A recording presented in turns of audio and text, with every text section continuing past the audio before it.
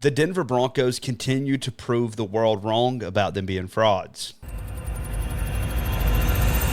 What is going on, Broncos country? It's your boy Denver Trav back here with another video. If you enjoy Denver Broncos content, make sure to leave a like, a comment, subscribe. It helps recommend me to more Bronco fans like yourself. One thing we've seen that shows that the Broncos are absolutely not frauds and they are one of the best teams in football is the fact that the entire league is trying to steal from the Broncos. The Broncos coaches have interviewed and will interview for other head coaching positions. Vance Joseph, Davis Webb, and Darren Rizzi all have had interviews or are going to be interviewed, which is absolutely insane because that means the NFL wants a piece of what the Broncos have been building in-house with this current team. And, you know, the whole narrative, oh, the Broncos aren't a good team, they've not beat good teams, all this nonsense. If that's the case, then how come every head coaching job that's came open pretty much wants a piece of what the Broncos have been building in Denver? Broncos defensive coordinator Vance Joseph has also been interviewed for the Ravens head coaching position, which if Vance Joseph gets a hold of that defense, it could be absolutely crazy.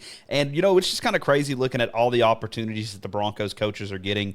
We've seen teams like the Rams, when they won the Super Bowl, have similar things happen where their coaching tree got a lot of opportunities and became head coaches. The Giants have requested to interview Broncos assistant head coach Darren Rizzi for a vacant head coaching spot in New York. So that just shows that the Broncos are not frauds, considering the entire league wants to take coaches from the Broncos coaching staff. And the Broncos are currently the favorites to win the AFC. And you can say it's for absolute good reason.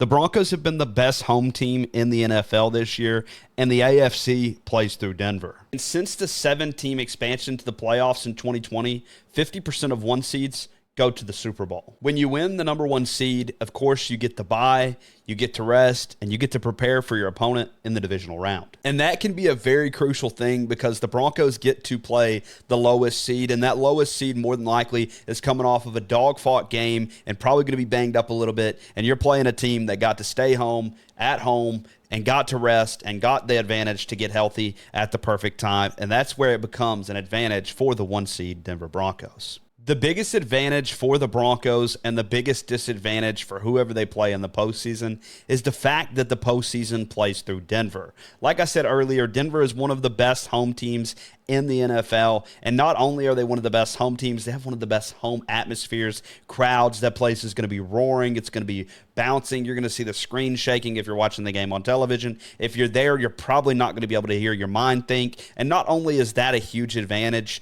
also the air quality, being at sea level, the opposing opponent is probably going to be gassed at some point in the game, and you've seen it this year when Green Bay came to town, and Green Bay was a good team. Green Bay came to town, Denver's offense gassed their defense, just absolutely put them to work. And when you do that, the air quality, that thin air, it's not meant for everybody, and that advantage gives the Broncos the edge because every single playoff game up until the Super Bowl could be played through Denver in the AFC. The Broncos are second in yards allowed with 278.2. The Broncos are third in the NFL in points allowed, which is 18.3 per game, which is absolutely phenomenal. The Broncos have the best record in the AFC against teams over 500. The Broncos went 4-2 against teams over 500, and those are the games that, you know, people don't want to give credit to the Broncos for. People want to act like the Broncos only beat up on bad teams. The Broncos have the best win-loss against teams over 500 in the regular season, so that just shows that this whole fraud narrative and they can't beat good teams narrative is just a false narrative,